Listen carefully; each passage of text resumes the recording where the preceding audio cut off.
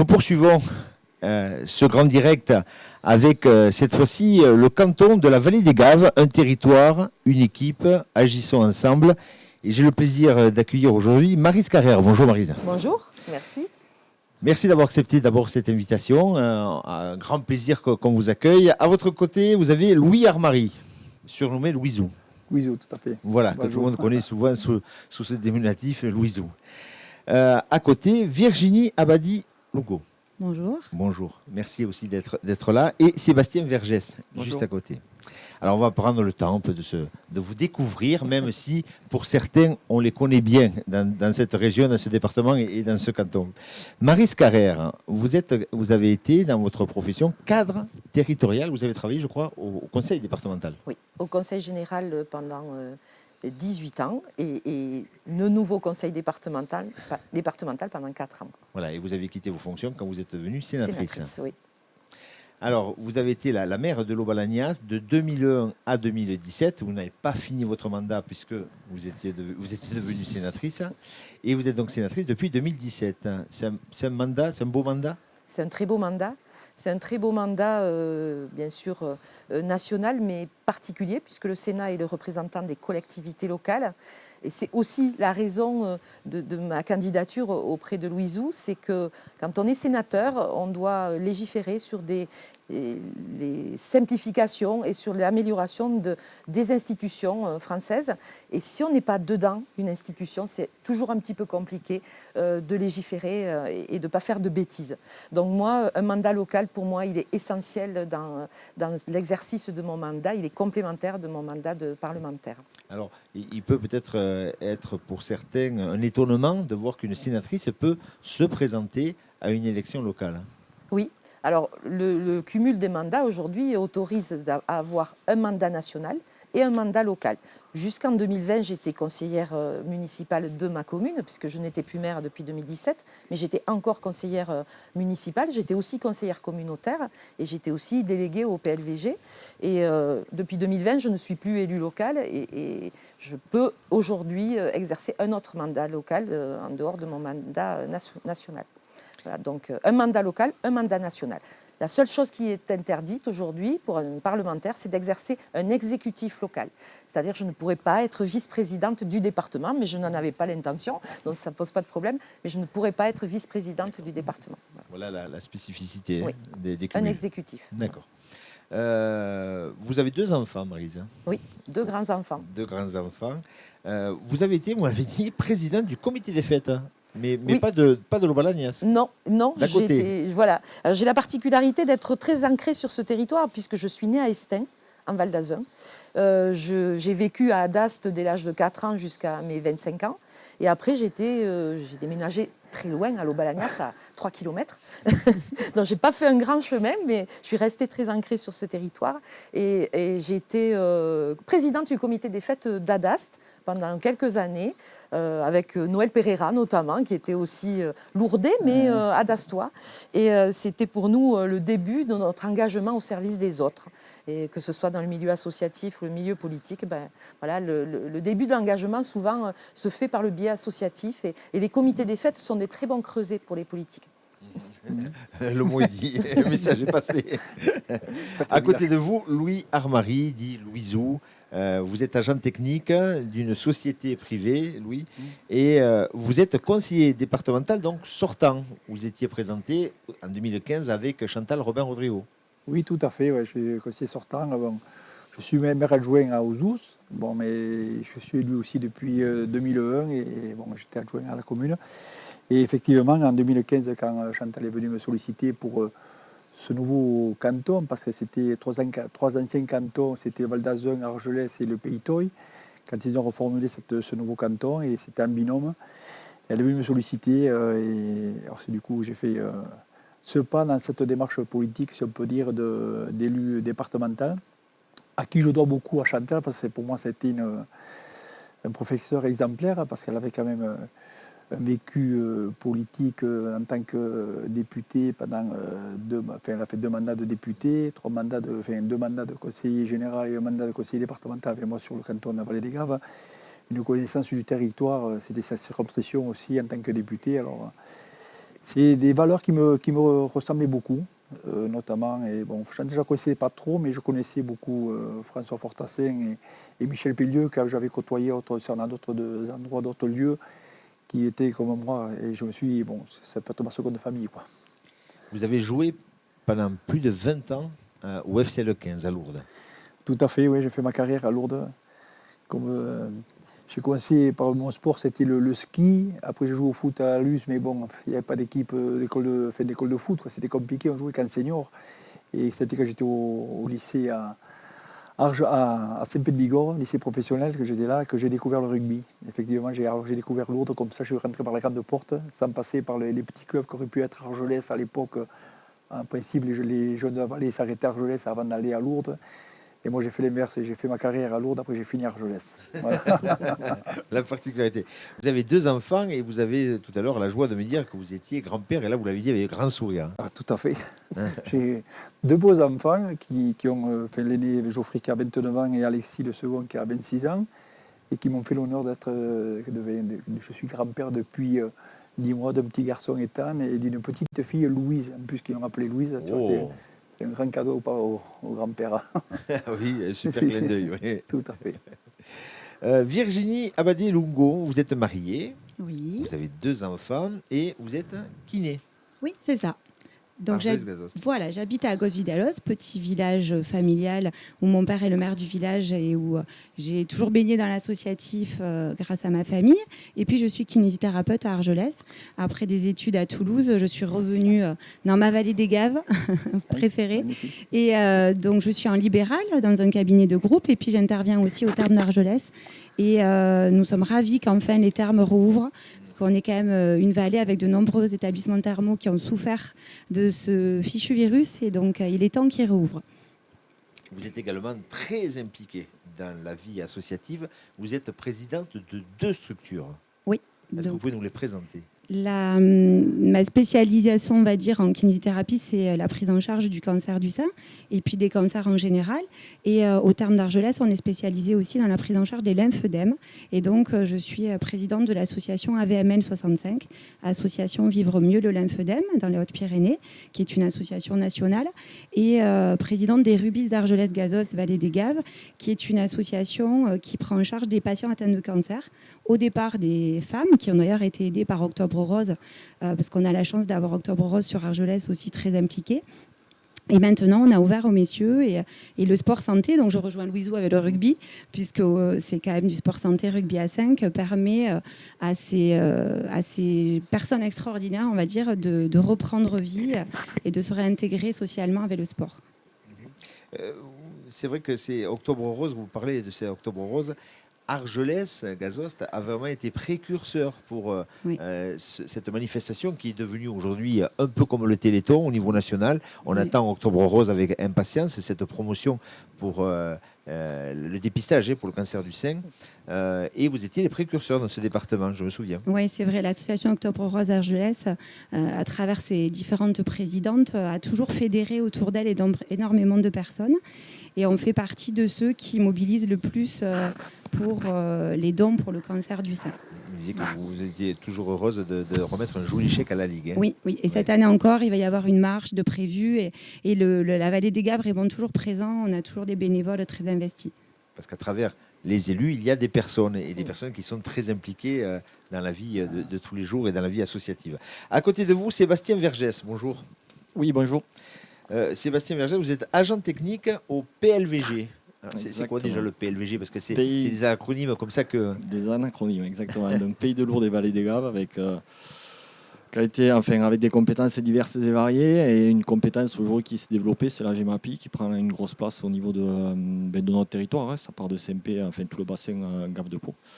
Donc, moi, je suis agent technique, pas GEMAPI, je suis agent technique assainissement non collectif. Donc, j'ai la particularité de connaître en particulier tout le territoire de la vallée d'Argelès, mais aussi le territoire lourdais. Pimont, Lourdais, Lourdes-Est, Lourdes-Ouest, CMP jusqu'à Germs. Voilà. Et vous êtes maire de Chaize depuis 2014, mais vous étiez déjà conseiller municipal en 2008. Oui, je suis rentré au conseil municipal en 2008 avec un de mes collègues. Donc un peu particulier, on est rentré dans un comité, enfin on est rentré à deux, quoi. J'ai poursuivi l'aventure en 2014 avec une particularité qui m'est tombée dessus en 2016 avec les gorges de Luce et ce gros sujet qui concerne toute la vallée et tout notre territoire et voire au-delà, puisque c'est quelque chose qui est piloté aujourd'hui par les services de la préfecture et tous les services de l'État. Donc c'est un très gros sujet.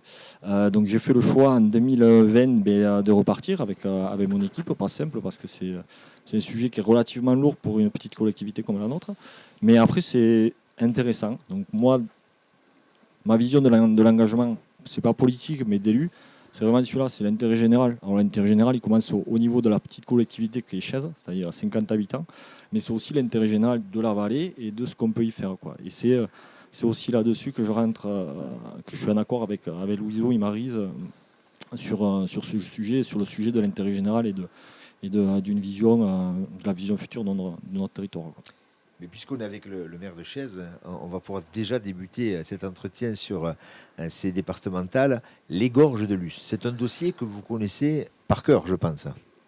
C'est un sujet que je peux dire que je le connais par cœur. Hein. Enfin, par cœur. Ouais. Que je pratique depuis 2016. Voilà. Sujet compliqué parce que c'est transversal. Si on avait un axe routier parallèle avec une sortie de notre vallée qui nous permettrait de travailler à route fermée, voilà, ce serait des travaux routiers entre guillemets coûteux mais classiques. Donc sous maîtrise d'ouvrage communal, c'est un peu particulier mais c'est comme ça. Mais là, la particularité, c'est que si on ferme cette route, la seule issue de secours, c'est le col du Tourmalet. Donc pour moi, je considère que c'est une issue de secours. C'est pas une voie classique, on monte à 2150 mètres d'altitude. C'est une vraie route de montagne, c'est pas un col classique. Donc voilà, c'est un sujet compliqué que l'on suit depuis 2016. Et là, à l'automne, on va de nouveau avoir une fermeture de route qui va impacter toute la population, et ça, on en est fortement conscient. Alors pourquoi ces fermetures à des différents moments et cette longueur dans le temps? En fait, on est sur un linéaire. Donc, il y a une étude globale qui avait été faite. En 2016, il y a eu 2 événements. Enfin, ça date, les événements. 56, 54 et 56, il y a 2 pare-blocs qui ont été créés parce qu'il y a eu des accidents. Depuis, il s'est fait des choses, mais voilà. Et 2016, ça s'est accéléré avec 2 événements coup sur coup qui n'ont pas fait de victimes. Et ça, aujourd'hui, on peut s'en féliciter et avoir la chance que derrière on n'ait pas eu de victimes pour le moment, parce que ça peut arriver, c'est un accident ou un incident. Donc ça s'est accéléré, et donc là on s'est vraiment posé la question, les services de l'État et les collectivités se sont posé la question de la dangerosité du site et de l'élaboration d'une étude sur tout le linéaire, quoi. Donc le linéaire, il fait plus de 4 km de long, donc on est en zone de montagne, donc quand on cherche, on trouve malheureusement, quoi. Et donc on a trouvé des zones fragiles qu'on a traitées en 2016-2018 sur 3 exercices. Donc dans la zone où il y avait eu les événements. Et là on est sur une autre zone qui va être traitée à l'automne. Et il y a d'autres zones qui seront traitées et qui devront être traitées par la suite. On sent que vous connaissez très bien le dossier. Oui. Oui. Et je peux vous dire, c'est compliqué. Hier, j'étais encore. Je dois être à 70 ou 75 réunions. C'est comité de pilotage organisé ou animé par les services de la sous-préfecture, donc avec les services de l'État. Donc je commence à connaître un peu le sujet. C'est hyper intéressant, hein. Mais voilà. Ce qui est compliqué, c'est que c'est techniquement intéressant, c'est administrativement intéressant, mais ce qui est compliqué, c'est que ça implique, les enjeux, c'est sur la population. Donc en plus, la population, la vallée de Luce, c'est 2000 habitants, j'en connais la moitié, quoi. Donc c'est quand même compliqué, quoi. J'en connais la moitié indirectement, mais voilà, on est concerné, quoi. On connaît quasiment tout le monde. On sait que ça va impacter toutes les familles, ça va impacter l'activité économique, ça va être très compliqué à organiser, et on est en train de l'organiser. Voilà. Voilà pour les gorges de Luce. Ouais. Maryse Carrière, vous vouliez ajouter quelque chose sur les gorges de Luce?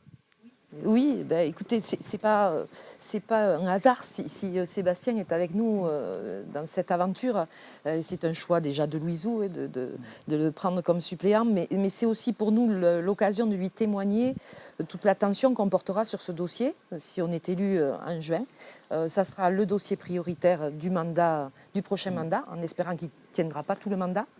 Mais pour nous, c'était une façon aussi de mettre Sébastien en lumière.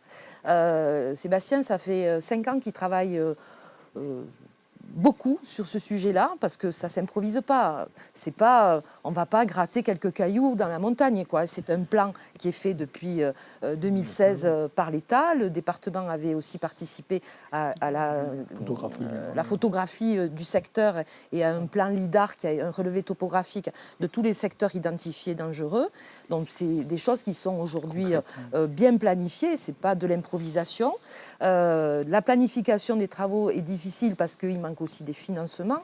L'État finance aujourd'hui, vient pallier le peu de financement que peut apporter la commune de Chaize, parce que la commune de Chaize, elle toute seule, elle ne peut pas assurer près de 7 millions d'euros de travaux. Ça ne sera pas possible. Donc là, c'est l'État qui se substitue, qui accompagne la commune dans le financement à 100%. Mais malgré tout, il est responsable aujourd'hui. Il y a un caillou qui tombe, c'est lui qui est responsable. Et la sécurité, on ne plaisante pas avec la sécurité, et dans les gorges de Luce encore moins qu'ailleurs, parce que c'est un axe très touristique et très fréquenté. Donc pour nous, la priorité, c'est la sécurité. La priorité de demain, ça sera, si on est élu, de continuer à accompagner Sébastien avec le département dans le soutien moral, déjà, le soutien aussi dans la planification de ces travaux. Nous, l'intérêt demain, c'est que ces travaux se fassent vite et qu'on aille chercher des financements autres que les financements classiques que l'on a jusqu'à maintenant. Aujourd'hui, l'État donne de la DETR, la dotation d'équipement des territoires ruraux. C'est des subventions qui sont données d'habitude aux communes et il faut c'est pas forcément à la mesure du montant des travaux global. Donc il faudra qu'on aille chercher des financements. On a quelques pistes déjà de travaux et de recherche. Donc avec mes collègues parlementaires aussi, on poussera fort derrière lui et on poussera fort derrière cette vallée parce qu'on ne peut pas impacter durablement pendant 10 ans ou même 5 ans l'économie de cette vallée qui est importante pour nous. Voilà, donc le dossier est en main, d'après ce que je vois, avec d'ailleurs le maire qui est impacté au premier plan sur ces gorges de Luce. On va revenir avec vous sur l'associatif et le médico-social, Virginie. Oui. Parce qu'après cette période difficile post-Covid, les gens, je pense, et nous pensons tous, ont besoin du lien social, du vivre ensemble, encore plus dans nos petites vallées. Et il ne faut pas oublier que le concert départemental finance justement et accompagne tous ces jolis projets de festivals, comme le festival de Gavarnie, comme Jazz à Luce, comme tout un tas de différentes animations. Et nous espérons que les villes répondront présentes, remettront en place ces différents spectacles et animations, et le conseil départemental les accompagnera. Et au niveau du médico-social, j'ai parlé des termes, mais notre territoire, avec les hôpitaux, avec les EHPAD et avec ces personnes âgées vieillissantes aussi, ont besoin de maisons de santé pluridisciplinaires. Sur la vallée des Gaves, on en a 3. Une qui est déjà construite et deux en projet. Et ça fait partie aussi de l'accompagnement du conseil départemental d'écouter ces professionnels de santé et de rechercher comment mettre en place ce lien médical dans nos vallées. L'associatif donc, et le médico-social, c'est vrai que vous parliez, le conseil départemental accompagne aussi la culture. Et la culture qui est quelque chose d'important, surtout parce qu'on a des touristes aussi, il faut créer de l'animation. Et pour les garder et pour les faire revenir. Oui. Donc c'est tout l'importance de ce que vous nous dites. C'est ça. Et aussi bien pour nos touristes, parce qu'on a une vallée magnifique et chaque année on le voit bien, on a de plus en plus de touristes. Donc aussi bien au niveau des routes que sur les animations, il est important qu'on accompagne. Mais il ne faut pas oublier nos locaux aussi. Aussi bien nos jeunes enfants que jusqu'à l'âge adulte et aux seniors. Et il faut aussi qu'on mette en place des animations sur l'année et aider et accompagner aussi les associations sportives. Donc moi j'en parle sur le sport santé, mais en général, les petites associations ont besoin d'aide. Et c'est le rôle du conseil départemental de financer l'amélioration des locaux, des terrains, voilà, de toutes ces structures-là. Oui, et là, vous avez 2 sportifs, puisque j'ai oublié de dire que Sébastien Vergès, vous étiez aussi un grand sportif, vous avez joué au foot. Oui, enfin, vous me comparez à Louise, donc grand sportif. Allez. Autant par la taille que la carrière, ça n'a rien à voir. Non, enfin, j'ai commencé le foot à Luce relativement tardivement aussi, un peu par rapport à, comme Louise, c'est-à-dire par rapport aux écoles de foot et tout ça, c'était très compliqué. Puis j'ai suivi un peu l'évolution de la structuration du canton aujourd'hui, c'est-à-dire que je suis parti de Luce, on a fusionné Luce Pierrefitte à Reims et aujourd'hui on est le FCPVG, Football Club Pyrénées-Vallées des Gaves. Et voilà, et très heureux d'avoir participé aussi à cette évolution et d'avoir rencontré aussi des personnes de ces territoires, puisqu'il y en a plusieurs aujourd'hui, Val d'Azun, Val d'Argelès, Peytoy, Cotteret. Vous avez connu plein d'évolutions que vous avez aussi retrouvées dans votre situation d'élu, parce qu'il y a eu pas mal de changements aussi entre les intercommunalités, entre beaucoup de choses. Les cantons. C'est exactement ça, ouais. C'est l'évolution des cantons en 2015 et c'est l'évolution des collectivités, je crois que c'était 2017. Donc avec, nous on avait une petite commune qui était relativement récente au Peytoy et la fusion avec la communauté de communes Pyrénées-Vallées des Gaves en 2017 et l'union des 5 communautés de communes. Ouais. Pas simple, intéressant, mais pas simple. Intéressant, mais pas simple. Louis Hermary, alors si vous êtes élu, vous allez attaquer votre 2e mandat. Racontez-nous un peu une des missions du conseil départemental. C'est le social, on va le voir tout à l'heure avec Maryse Carrère, mais c'est également les routes. Et le conseil départemental met beaucoup d'argent sur les routes, puisqu'il y a toutes les routes départementales à gérer et à entretenir. Tout à fait, oui. C'est vrai que le département a la charge des routes départementales et surtout sur nos territoires de montagne comme le nôtre où on a quand même 490 km de route et avec pas mal de stations de ski, il faut le déneigement l'hiver, tout ça, et l'entretien des routes. Parce que c'est quand même des routes touristiques qui sont belles. Je dirais que le département fait quand même de belles actions parce qu'on a de beaux revêtements sur nos routes. Et dernièrement, même sur notre territoire, depuis peu, là, on a récupéré la route d'Espandel qui est passée départementale depuis l'an dernier. C'est 23 km de plus qui va relier Ferrières à Gesse. Alors c'est après un circuit touristique vélo qui va être bien apprécié de nos touristes, quoi. Et donc vous êtes très attentif à ce dossier des routes.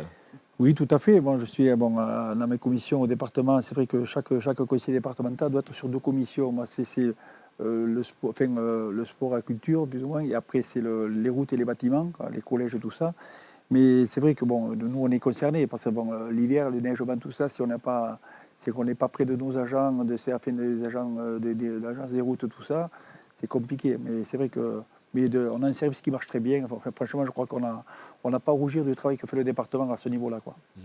Et vous avez aussi décidé de parler des collèges. Vous en avez 3 sur votre canton. Oui, 3 collèges sur notre territoire, qui sont Luce, Pierrefitte et Argelès, la cité scolaire d'Argelès, quoi, hein. Mais bon, il y a ça avec la région et le département. Mais le département, au niveau des collèges, a investi beaucoup, que ce soit au niveau des bâtiments, l'amélioration des bâtiments, que ce soit énergétique et tout ça. Et après, la numérisation, enfin, avec l'arrivée de la fibre optique, tout ça sur le territoire. Les collèges sont équipés de tablettes. C'est vrai que il y a aucune... Le collège de Luce a été pilote des premières tablettes numériques au niveau des collèges au département. Et c'était une réussite. Et c'est vrai que personne n'est délaissé dans le département, que ce soit des fonds de vallée ou des grandes villes, que ce soit Tarbes ou Lannemezan, Bagnères ou ça. Et les fonds de vallée comme Luce, Haro, tout ça, ou dans la Barousse, se sont équipés de la même manière. Alors, dans l'émission de politique volontariste du conseil département, il y a ce fameux phare, le fonds d'aménagement rural pour les petites communes et le feu pour les grandes communes, le fonds d'équipement urbain. Là, on a un maire d'une petite commune, vous l'avez dit, d'une 50aine d'habitants, hein, c'est ce que vous disiez. C'est une politique volontariste. On sait en plus que c'est un département qui n'est pas excessivement riche, les Hautes-Pyrénées, avec ce qui s'est passé avec la crise qu'on vient de connaître avec le Covid. Beaucoup de personnes se retrouvent en précarité et peut-être auront recours au RSA. Je pense que puisque le RSA est financé par le département. Et malgré ça, le conseil départemental continue cette politique volontariste d'aider les communes. C'est quoi pour vous, concrètement, le phare? Qu'est-ce que ça représente pour vous? Le phare pour les petites, et nous on peut se considérer, la commune de Chaize, on peut considérer que c'est une très petite commune, 50 habitants. Donc, mais après la structuration de nos villages, ça commence d'une cinquantaine d'habitants. Il y en a un certain nombre, 50, 60, 80 habitants, et on monte à 200-300 habitants. Qu'est-ce que c'est le phare? Ça permet de faire fonctionner une collectivité, c'est-à-dire que les petits investissements, petits ou gros investissements qui peuvent être portés par les collectivités, ça permet de les voir sortir, parce que sinon la part d'autofinancement de nos collectivités elle est relativement faible, et l'accompagnement financier du département et par le phare nous permet d'avancer, d'investir sur nos collectivités. En discutant avec certains maires ruraux, ils me disaient sans phare, pas de projet. C'est vrai? C'est vrai. C'est ça, oui. Quand on a, les accompagnements financiers du phare peuvent monter à une 20, 30, 40, ça dépend du projet que vous avez. Donc ça, Louisou vous en parlera un peu plus précisément sur les montants. Mais oui, quand on a des budgets qui sont des petites collectivités, forcément des budgets qui sont limités, et que aujourd'hui le moindre petit investissement, ça coûte très rapidement 30, 40, 50, 60 000 euros. C'est relativement compliqué à boucler un budget si on n'a pas d'accompagnement, quoi. Et le phare le permet. Louis ou Marie? Pour compléter par rapport à ce qu'il dit Sébastien, c'est vrai que le phare sur notre territoire, c'est 750 000 euros qu'on amène en accompagnement aux collectivités. Comme dit Sébastien, des communes qui ont des moyens financiers, certes, il y a des communes riches qui ont de la rentrée économique sur un site d'une centrale hydroélectrique et tout ça, qui est notre revenu. Mais les petites communes, ça leur permet de faire des travaux régulièrement. S'ils n'avaient pas cet accompagnement, je ne vois pas comment. Moi, je vois même à Ouzou, chez nous, c'est pareil. C'est une petite commune, on a un fonctionnement de 90 000 100 000 euros. Si on n'avait pas le phare tous les ans pour faire des travaux, ne serait-ce que pour les voiries, entretenir les voiries communales, le phare il vient à hauteur de 60% de montant de 40 000 euros. Ça fait 24 000 euros, c'est pas neutre. Je veux dire. Et vous rajoutez un peu à côté. On arrive à boucler le budget. On arrive à boucler le budget et faire des travaux et embellir nos villages et tout ça. C'est vrai que tout le monde a des projets. Je crois qu'il n'y a pas que les grandes communes qui ont des projets. Je crois que ça, c'est bien. Après, les communes, il y a les appels à projets aussi, des aménagements au cœur de village où le département peut venir aussi en complément. C'est vrai que ça, c'est indispensable, je trouve. Et ça fait partie donc de la politique volontariste du Conseil. Tout à fait. Quand vous parlez de politique volontariste, aujourd'hui, le département, c'est 72 millions d'investissements. Pour aider les entreprises aussi à créer de l'emploi, à maintenir l'emploi aussi dans les entreprises sur le territoire. Et ces 72 millions d'euros, on peut le multiplier par 4 ou par 6. Quoi, je veux dire, c'est de l'argent qui sera découlé, qui va être dépensé autour de ça. Quoi. Maryse Carrère, avec vous, j'aimerais qu'on voie le plus gros dans le budget. C'est ce qui est 50% du budget du conseil départemental est consacré à l'action sociale. Est-ce que vous pouvez nous en dire un petit peu plus? Que fait le conseil départemental au niveau on a parlé très rapidement du RSA, mais ce n'est pas que le RSA, le conseil départemental. Oh, bien sûr que non. La grosse partie du budget d'action sociale, c'est l'accompagnement des personnes âgées, soit en EHPAD, soit à domicile. Et la politique du département, c'est de les maintenir les personnes âgées le plus possible à domicile avec les prestations comme l'APA, l'aide personnalisée autonomie. Et c'est le gros du budget de l'action sociale. Et c'est un budget, alors on dit souvent que c'est un budget de prestations, donc c'est quelque chose qui est donné aux gens pour leur bien-être, mais c'est aussi pourvoyeur d'emploi. Aujourd'hui, l'argent que vous mettez dans l'APA, derrière, c'est des personnes qui travaillent, c'est des aides à domicile, c'est des soins à domicile. Et ça, on oublie souvent que c'est aussi une grosse partie de le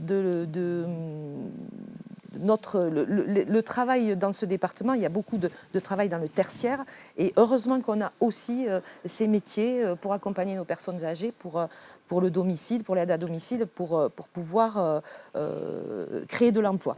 En tout cas, l'action sociale, c'est pas un budget à sens de ma pensée. Derrière, c'est pourvoyeur d'emploi et c'est pourvoyeur de bien-être aussi pour nos personnes âgées, surtout dans un département où on a beaucoup de personnes âgées. On a un département, et moi j'estime que c'est une richesse d'avoir un département aussi avec des personnes âgées, parce que c'est elles qui font aussi tourner l'économie de ce département.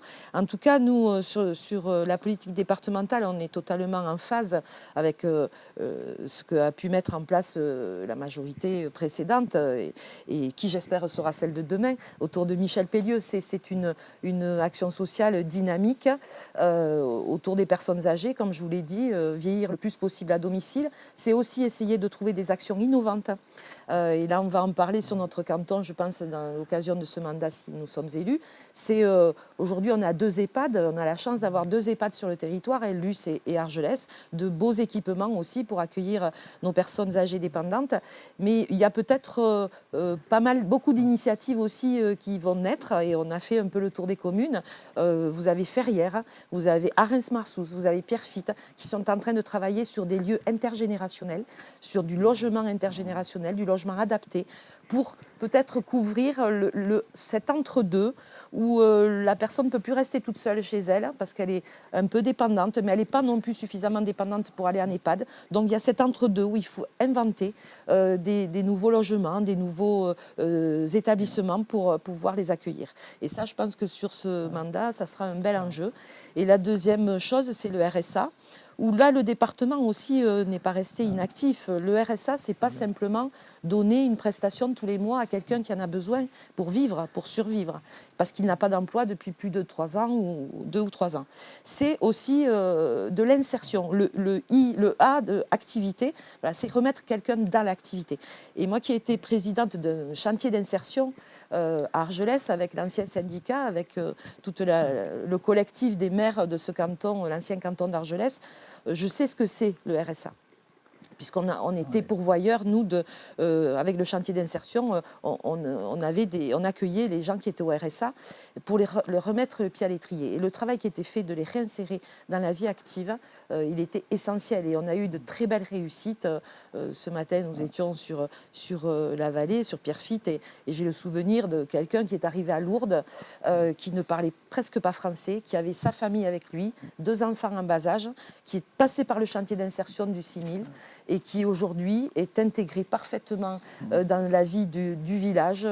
Il a un salaire, il a un emploi, son épouse a trouvé un emploi et ils vivent merveilleusement bien chez nous, quoi. Voilà, donc ça, c'est des belles réussites et ça donne du sens aussi à la simple prestation qu'on pourrait imaginer qui est juste à fond perdu. Non, ce n'est pas des fonds perdus.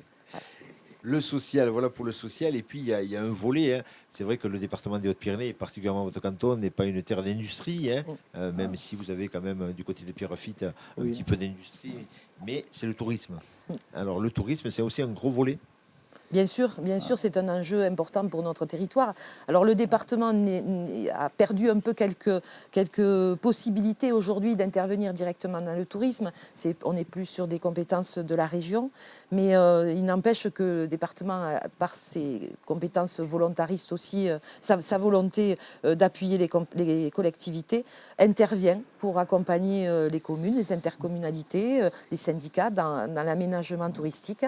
On est sur nous, un territoire où nous avons nos 3 têtes de pont, hein, nos grands sites. Et on a 3 grands sites à nous tout seuls, hein, Gavarnie, Pont d'Espagne et le Pic du Midi qu'on s'approprie un peu, parce que il est quand même à moitié chez nous, bien sûr. Voilà. Donc ces 3 grandes affiches, têtes d'affiches qu'on continuera à soutenir avec le projet à Gavarnie de renouvellement de l'opération Grand Site et de la labellisation Grand Site. Mais on a aussi nos petites pépites. On les appelle nos pépites, et il y a des beaux projets qui sont en cours avec soit l'intercommunalité, soit les communes et les syndicats. C'est le lac d'Estaing, qui a un projet d'aménagement naturel de tout ce qui est parking, aménagement pour organiser un petit peu la circulation sur ce site qui devient de plus en plus fréquenté. Nous avons sous leur Couraduc aussi avec la communauté de communes du Pays de Naï et une belle coopération des 2 communautés de communes, 2 beaux projets sur sous leur Couraduc et le Haut-Acam aussi sur le travail du 4 saisons, voilà, puisque la neige, il faut qu'on commence à imaginer que peut-être on n'en aura plus à un certain moment à certaines altitudes, même si elle est encore importante. Voilà, il faut travailler sur le 4 saisons et le Hautacam est en pleine dynamique là-dessus aussi. Vous voulez pas qu'on résume les Pyrénées à juste on vient faire du ski, quoi? Non. Non, mais je pense que chez nous, on a démontré quand même que c'était pas que ça. Parce qu'aujourd'hui, bien sûr, l'activité du ski, elle est importante. Le département des Hautes-Pyrénées, c'est 50 millions d'euros de recettes rien que sur les remontées mécaniques.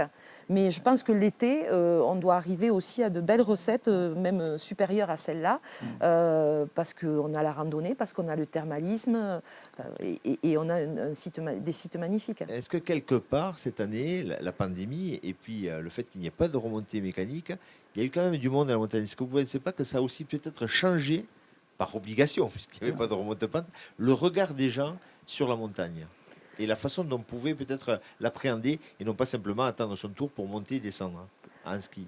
Bien sûr, ça a changé sûrement. Ça a changé et ça nous a montré aussi qu'on était capable de faire autre chose que du ski sur notre territoire. Et les gens sont venus pour avoir des grands espaces. Ils ont découvert la randonnée, la raquette, le ski de fond aussi. Mais malgré tout, quand même. Alors ça, je vais un peu à contre-courant parce que je sais que ça fait des années qu'on travaille sur les 4 saisons et c'est normal et on va y arriver et il y a de beaux projets là-dessus et on les accompagnera. Malgré tout, le cœur de métier aujourd'hui, le ski, l'hiver, il est essentiel et la remontée mécanique, comme je vous l'ai dit, c'est 50 millions d'euros de recettes pour le département. Tout le reste, tout ce qui est sport, raquette, ski de fond, on est sur 300 000 euros de recettes, quoi. Alors, c'est pas négligeable, mais voilà, il faut qu'on arrive à avoir une transition où je pense que le ski, il va falloir quand même qu'on le garde encore un peu quelques années et il va falloir encore mettre l'accent là-dessus aussi. Mais voilà, l'été, on travaille aussi beaucoup sur la randonnée. Vous avez Cotteret, Luce qui est plein de monde de l'été et c'est, je pense que la crise Covid aussi va nous démontrer cette année que la montagne est attractive. Oui. Voilà pour donc l'action sociale et le tourisme et vous nous avez dit 2 mots. J'aimerais qu'on revienne sur votre plaquette. Il y a 2 personnages sur cette plaquette. Chantal Robin-Rodrigo, députée honoraire et conseillère départementale sortante. Est-ce que vous vouliez lui rendre hommage, peut-être tous les 2, puisque vous avez changé de binôme, monsieur Louis Armary? Oui, tout à fait.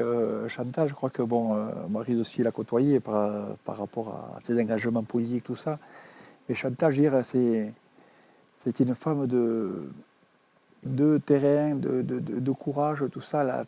Elle a tellement œuvré pour ce territoire, pour ce département. Moi, je veux dire, même en tant que députée, elle avait dégoté des dossiers. Moi, j'ai vu sur Gavarnie, tout ça. Et là encore, après elle avait un tempérament, elle était bien trempée, quoi. C'était des personnes politiques. Ils m'ont imprégné quelque part. Je reconnais que je me suis fabriqué au travers de ces gens-là parce qu'ils ont une façon de fonctionner. Il n'y aura pas le temps qui passe. Ils ont la foi de la politique, la foi de rendre service, de s'impliquer au travers de ces gens qui sont en difficulté. Je vois, quand on parle d'économie, tout ça, rien qu'avec Ambition Pyrénées, c'était le projet de territoire, tout ça. Tous ces dossiers qu'elle a pu porter pour les socioprofessionnels, des particuliers. C'est extraordinaire. Des gens comme ça qui ont été chercher des moyens. Elle a même, quand on a des réunions avec elle, même avec des gens de l'État, elle te les renverser. Ça, c'est extraordinaire. C'est une femme de pouvoir. Moi, franchement, j'ai eu un grand plaisir à travailler avec elle. Et je sais que, quelque part, elle nous a fabriqué quelque part derrière ça. C'est bon. Et la deuxième personne qui est sur votre plaquette, vous me disiez, Marie, c'est que vous avez peut-être une des rares plaquettes où il y a Michel Pellieu en photo, mais surtout un mot de Michel Pellieu. Il est important pour vous, Michel Pellieu? Bien sûr, alors je dirais aussi un mot sur Chantal puisque je vais avoir la lourde tâche de lui succéder. La remplacer, ça va être difficile. Lui succéder, je vais essayer. Mais Chantal, voilà, c'est une femme qui a marqué son territoire et qui marquera le département durablement. Elle a été élue nationale et bien entendu parlementaire, mais toujours avec... elle a toujours puisé sa force de parlementaire dans le terrain et le territoire. Elle n'a jamais été déconnectée. Et voilà, si on a bien des leçons à prendre aujourd'hui, les parlementaires actuels de Chantal, c'est bien ça. C'est quelqu'un d'enraciné sur son territoire. Elle n'est pas forcément née dans le département des Hautes-Pyrénées. Elle n'est pas forcément originaire d'ici, mais elle y est venue très, très jeune. Et elle est passionnément attachée à son territoire et aujourd'hui à son Val d'Azun, et à notre Val d'Azun, puisqu'elle y est installée. C'est quelqu'un qui va continuer à nous aider. De toute façon, on compte bien sur elle pour qu'elle continue. Et en tout cas, pour nous, c'est un honneur. Pour moi, ça sera en tout cas un honneur d'essayer de lui succéder si les urnes nous sont favorables. La deuxième personne, oui, Michel Pellieu. Alors, c'est pas une surprise. Michel, moi, j'ai travaillé à ses côtés dans son cabinet pendant quelques années, quand il est devenu président en 2011 jusqu'en 2016. C'est un ami d'abord, et puis c'est un maître aussi en politique, comme l'a été François Fortassin, avec qui aussi j'ai passé 18 ans à son service. Ce sont des hommes qui ont vraiment laissé une empreinte forte et qui vont encore laisser une empreinte forte, puisque Michel, nous espérons bien qu'il sera réélu dans le courant du mois de juin, mais on ne se fait pas trop de soucis là-dessus. C'est des développeurs, c'est des aménageurs et c'est des gens qui ont porté le territoire, quel qu'il soit, que ce soit dans la vallée du Louron ou sur Tarbes ou sur la vallée des Gaves, et c'est des gens qui laisseront une empreinte après leur passage. Mais bon, Michel, c'est mon suppléant aussi au Sénat. Il m'a fait le plaisir et l'honneur de m'accompagner sur cette élection sénatoriale en 2017. Naturellement, ça aurait été lui qui était positionné pour être sénateur. Et il n'a pas fait ce choix-là. Il a fait le choix du local, il a fait le choix de l'action locale, de l'action au niveau du conseil départemental. Et donc, il m'a accompagné sur cette élection dont je lui dois beaucoup aussi, comme à Chantal et François Fortassin. On peut citer aussi Janine Dubié. Voilà, c'est une équipe, c'est un collectif qui travaille sur ce département et qui m'ont porté jusqu'à maintenant et qui continueront à nous porter. Et c'est pour ça qu'il y a marqué « Ils nous soutiennent ». Voilà. Le temps passe vite et je voudrais qu'on aborde un dernier sujet, c'est celui de l'abstention. Est-ce que vous craignez l'abstention? On sort du confinement, c'est fin juin, les beaux jours sont là. Est-ce que vous ne craignez pas que les gens, après avoir passé 1 an et demi de confinement ou de couvre-feu, aient envie d'autre chose que d'aller voter? Oui, je crains qu'il y ait beaucoup d'abstention. Après, on est sur des territoires quand même où la culture est au vote. On est sur des élections locales aussi, il ne faut pas oublier. On est moins sur des élections un peu plus distantes de nous. On est sur des élections où on connaît les gens qui se présentent plus ou moins. Donc j'espère que les gens vont se mobiliser. En tout cas, il faut se mobiliser. Il ne faut pas laisser la place à une perte de démocratie, parce que si on ne va pas voter, on trahit un petit peu les résultats des urnes, quoi. Voilà, quand on vous dit vous êtes élu sur les municipales par exemple, vous entendez tous les jours les reproches, oui mais vous avez été élu avec en fait 12% des voix, vous n'avez pas la légitimité. Il y a ce risque de perdre de la légitimité si suffisamment de personnes ne se déplacent pas pour aller voter. Donc allez voter, le département c'est important, la région aussi, on est des collectivités de proximité, c'est le quotidien des gens et il faut que les gens puissent se prononcer sur leur quotidien. La dernière question, toute bête, hein. Pourquoi voter pour vous? C'est vrai qu'elle fait sourire. Non, voter, je crois que comme a dit Maryse, il faut inciter les gens à venir aux urnes et voter. Déjà, bon, on a commencé un travail pendant ce dernier mandat qu'on n'a pas achevé. Il y a le travail des gorges de Luce, ce dossier qu'on connaît très bien, que Sébastien connaît très bien, et que nous, on veut amener. C'est notre cheval de bataille, c'est les gorges de Luce et le glissement de terrain de Viella. Je crois que c'est ces 2 cas majeurs sur notre territoire. Mais il ne faut pas rester différent. Je crois que les citoyens, il n'y a pas que la politique nationale, comme l'a dit Marie, c'est du local, c'est des hommes engagés pour des citoyens locaux. Notre territoire il nous est cher et je crois que c'est pour cette raison-là qu'on est là aussi. C'est le mot de la fin, Maryse, vous voulez rajouter quelque chose? Oui, pour inciter les gens à voter pour nous. Oui, pourquoi pas. Si on doit résumer peut-être ce qui nous rapproche le plus tous les quatre, au-delà des valeurs qu'on partage, d'humanisme, de solidarité, c'est la passion du territoire. Voilà. On est tous de ce territoire, on y est né, on y a vécu, on y vit encore, on y vivra et on y mourra, je pense. Et c'est la passion de ce territoire, la passion de tout ce qui fait ce territoire, son savoir-être, son savoir-faire, son savoir-vivre. Et nous, on essaiera de défendre aussi toutes nos identités. Alors, en 1 minute, vous êtes 4, mais il n'y en a que 2 qui seront élus si vous êtes élus en juin. Que deviennent les 2 autres qui ne seront pas élus? Ils partent à la maison ou ils restent avec vous? Alors non, nous vraiment on a fait le choix. Alors déjà ils sont jeunes, ils sont plus jeunes que nous.